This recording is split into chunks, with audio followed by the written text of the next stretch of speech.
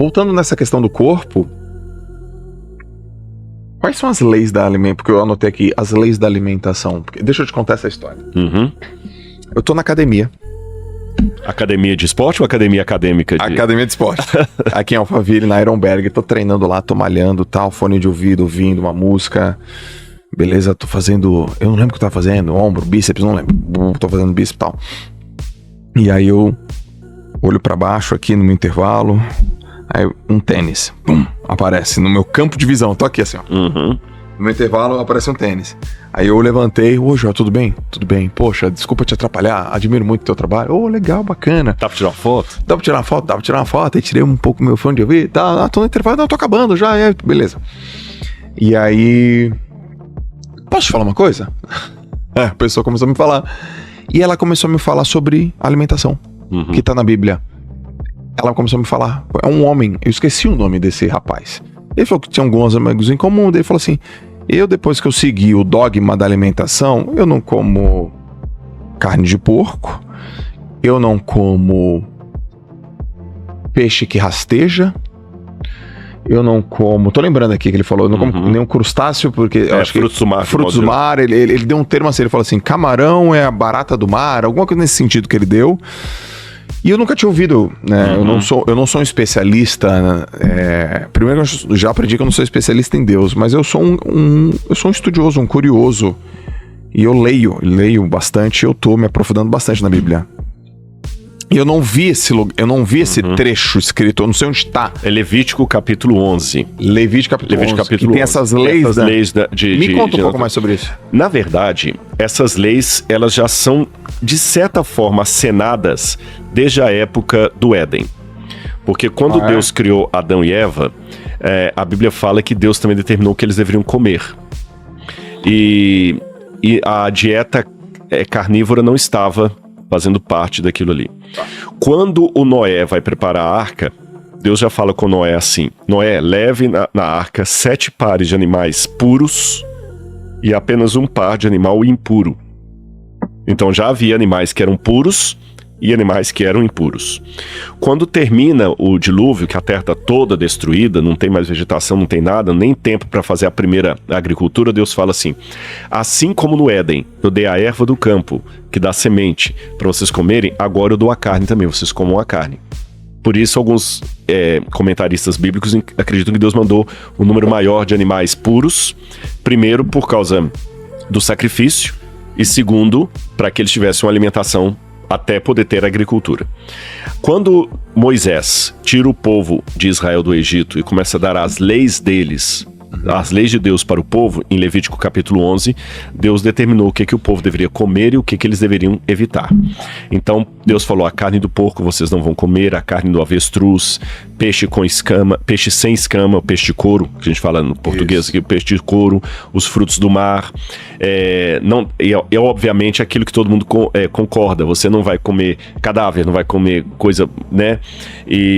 Então Deus deu essas leis. Essas leis levaram o povo de Israel por muito tempo em grande qualidade de saúde e tudo mais. Na época de Jesus, os judeus ainda seguiam as leis kasher, ou as leis, em inglês fala kosher, em hebraico é kasher. Seguiam essas leis. Quando Jesus falou: o que entra pela boca não contamina o homem, eu já dei a explicação aqui que não é que Deus estava anulando aquelas leis, porque em Mateus capítulo 5, verso 17, Jesus fala assim: não pensem que vim destruir ou anular a lei ou os profetas, não vim para anular, mas vim para cumprir. Aí muita gente fala: pois é, Jesus cumpriu, eu não preciso fazer mais. Não, peraí, não é por aí não. Então quer dizer que Jesus cumpriu a lei, então hoje eu posso matar? Né? Então Jesus cumpriu a lei, então hoje eu posso matar, eu posso adulterar, eu posso cobiçar a mulher do próximo, eu continuo não podendo fazer essas coisas, não é porque Jesus cumpriu que agora eu não posso mais. Sim. E ele mesmo explica na continuação do verso: não vim para destruir, mas para cumprir, porque em verdade lhes digo, ainda que o céu e a terra passem, nem um i, nem um tio jamais passará da lei até que tudo se cumpra. Todo aquele que respeitar esses mandamentos e os ensinar às pessoas será considerado grande no reino de Deus. Todo aquele, porém, que menosprezar o menor desses mandamentos será considerado mínimo no reino de Deus. Então Jesus deixou bem claro que aquilo continua valendo. No livro de Atos dos Apóstolos, tem uma visão de Pedro que muitos interpretam como sendo assim: acabou, a gente não tem mais que cumprir esse tipo de coisa. Porque Deus mostra para Pedro um lençol em visão, cheio de animais impuros. Tava o porco, tava o avestruz, o camelo, né, tudo ali que eles não comem, o siri. Aí Deus falou, come, Pedro. Aí Pedro falou assim, eu não posso comer isso aqui. Isso aí tá impuro. Aí Deus fala com ele assim, não considere impuro aquilo que Deus purificou. Tá. Aí muita gente fala, você tá vendo aí? Deus tá claro, não, calma, é o problema do contexto. Tá. O que significa esse sonho de Pedro? Era uma época em que os cristãos estavam também debatendo com outro tema. O judaísmo era uma religião muito exclusivista. Quem estava fora do judaísmo era o não circuncidado, era o gentio. Ele não era parte da linhagem de Abraão. Então, Deus ama o filisteu, Deus ama o saduceu, perdão, o babilônio, Deus ama o grego, o romano. Era muito fechado o judaísmo. Eles, quando iam para fora de Israel, eles moravam em bairros chamados Politeuma, que era quase que um gueto judeu, só entre eles ali, comida deles, tudo muito fechado. Então, os cristãos falaram, poxa, nós somos judeus. Jesus, o Messias, era judeu. O cristianismo deve ser apenas um braço do judaísmo ou temos que atingir os outros? Aí teve um debate, porque Paulo recebeu uma mensagem de Deus para pregar para os gentios, para os não-judeus. Então Paulo começou a pregar o cristianismo, por isso que Paulo foi para Corinto, para Ásia Menor, ele começava na sinagoga, mas depois começou a atingir os pagãos. Lá em Atenas ele pregou para os pagãos, e Pedro achava que não, que a gente tinha que pregar só para judeu. Aí começou aquele dilema, Pedro e Paulo, e a questão da circuncisão também entrou nessa temática. Aí Deus deu uma visão para Pedro, simbolizando com os animais impuros os não-judeus, os gentios, os pagãos. Certo. Não considere eles gente de segunda categoria, porque eu os amei. Prega para eles também. Então o sentido era uma metáfora. Não era, tanto é que no próprio livro de Atos, depois dessa visão de Pedro, eles tomam a decisão lá que os cristãos não deveriam comer animal sacrificado a ídolo, nem animal sufocado, e deviam se abster do sangue, que as pessoas comiam carne com sangue. Então tá lá. Então se a visão de Pedro significava que o cristão não tem mais que seguir nada disso, como é que eu explico o outro texto de Atos, que está no mesmo livro, na mesma história, falando que os cristãos tomaram a decisão de se abster disso? Com o passar dos anos, o que aconteceu? Houve uma ruptura muito grande entre cristianismo e judaísmo. Você já vê isso nos primeiros séculos depois do período apostólico. Quase que o lema que invade a Idade Média, o período bizantino, era ser cristão, era não ser judeu. Então tudo que caracteriza o judeu, a gente quer ficar bem longe para mostrar que não somos judeus. E nessa cisão, uma das coisas que caracterizavam mais o judeu era o Shabat e a alimentação separada. Nós vamos guardar o domingo, não vai ser mais o Shabat, para não parecer judeu, e não queremos mais saber desse negócio de alimentação. E foi uma pena nesse sentido. Na Idade Média, você sabe que a peste negra, a peste bubônica, ela não atingiu muitos judeus por causa das regras que eles tinham de alimentação e limpeza? Ou seja, pode pesquisar isso. Eram super saudáveis. Saudáveis, eles tinham maior resistência à urina do rato. Sim. Que era a urina do rato que provocava tudo aquilo ali. Eles tinham mais resistência à doença. E eles, pelas leis bíblicas, eles sempre se banhavam e se lavavam. Os médicos, a ciência, entre aspas, da época, que eu estou falando de uma ciência antes da ciência moderna, né?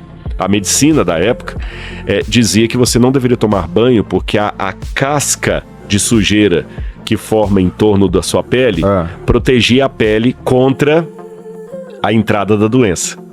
Aí que o europeu, que já não tomava banho todo dia, ficou sem tomar banho. Imagina o cheiro das pessoas e tudo mais. E rato passando. Como o judeu se abstinha da carne do rato, de contaminação e tudo mais, ele limpava a casa do rato, ele mergulhava no mikveh, que era o tanque de purificação, limpava, lavava as coisas. Os judeus praticamente não sofreram com a peste negra. E aí, os outros começaram a denunciar os judeus de feiticeiros. E muitos judeus começaram a ser perseguidos e queimados e mortos por ordem dos outros que acreditavam que os judeus eram feiticeiros, porque só a casa do judeu que não tem nenhum morto. Por que a minha tem? Sim. Olha a ignorância. E aí, com o passar do tempo, nos Estados Unidos, a partir do século XIX, começaram a ter alguns movimentos de temperança, buscando uma vida mais saudável, e algumas linhas religiosas, como dos Adventistas do Sétimo Dia, entenderam que abraçar essa linha de temperança deveria fazer parte também do modo de vida de um cristão. Mens sana corpore sanum. Exato. Se eu quero ter a minha mente lúcida para que o viés não me domine, eu tenho que ter uma saúde integral. E você sabe, melhor do que eu, que apesar da anatomia ser diferenciada, o cérebro está aqui, o estômago está aqui embaixo, existe uma correlação muito grande entre os dois. Há médicos que falam que o estômago é o segundo cérebro, Exato. Outros falam que é o pâncreas, né? E tudo mais. Tanto é que tenta tomar um estimulante, sei lá, uma coisa com alta dosagem de cafeína ou outras inas por aí, e tenta depois estudar para uma prova. Você vai ver que você vai se sentir depois mal. Você pode até ficar, mas você não fica lúcido, você fica decorando, Sim. Você fica agitado. Dependendo do que você come, o seu humor muda. O seu humor muda. Há estudos, e você deve saber disso, porque é uma área da saúde, que faz uma relação muito grande entre depressão e aquilo que eu como. Uhum. Eu, para honra e glória de Deus, eu venci uma depressão severíssima. Muito grande. É mesmo? Muito. Muito. A ponto de quase acabar com a minha vida. Uau. Mas entre as coisas que me ajudaram a sair da depressão estava a alimentação. Que eu estava num lugar que evitava alimentos com muito condimento, evitava alimentos...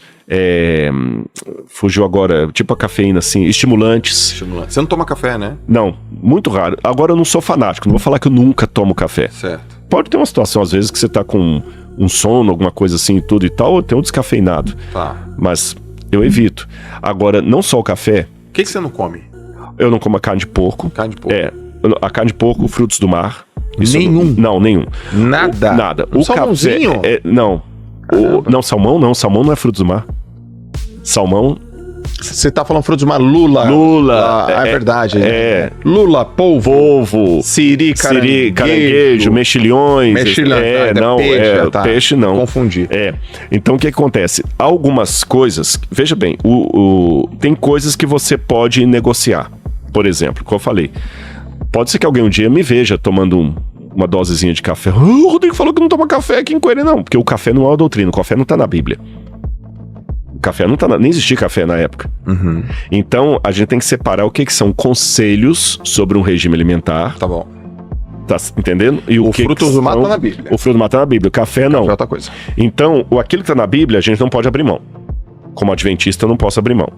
Mas o que não está na Bíblia, é recomendado que faça. Por exemplo, não está na Bíblia malhar.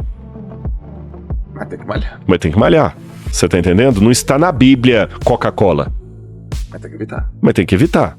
Agora, por exemplo, eu já fui pro Egito e lá tem um probleminha, às vezes, com salada, que as coisas, às vezes, não... A água do Nilo não é a melhor água do mundo. Sim. Você entendeu? E dependendo da situação, às vezes, eu tomo uma Coca-Cola pra dar uma limpada.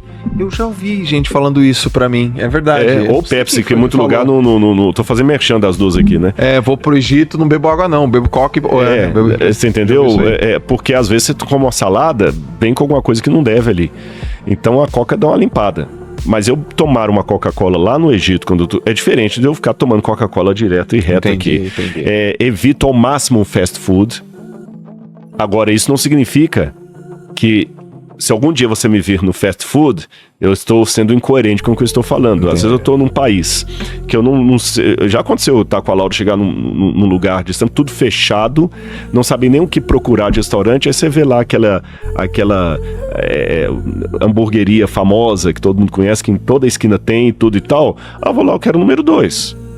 Sim. Eu quero 3 aqui, ó. Tá bom? E tomo, porque não tem. Aí vem aquela batata frita, toda coisa e tal. Mas isso não faz parte da minha vida diária. Sim. Então, vou colocar, diferenciar duas coisas. Carne de porco nunca vai entrar na minha boca. Frutos do mar também não. Bebida alcoólica também não. Cigarro também não. Uhum. Mas você pode me ver um dia num fast food, numa situação que eu tô lá atípica. Você pode me ver um dia tomando um cafezinho numa situação atípica. Você tá entendendo? Tá bom. É diferente isso aqui. Então isso aqui é uma coisa que eu não posso abrir mão. Isso aqui é o recomendável. Você vai às vezes me ver, o meu personal mandou mensagem: escuta, semana passada eu não recebi o seu relatório que eu faço em casa. Sim. E mando pra ele sempre. Falei, rapaz, semana passada não deu pra malhar. E essa também, hoje é terça-feira, não malhei ainda. Sim. Mas é diferente da carne de porco. Sim. Você tá entendendo? Então Sim. é bom deixar bem clara essa separação aqui. Sim. E o que eu devo? Agora, o ideal é você procurar cada vez mais cumprir uma dieta de saúde.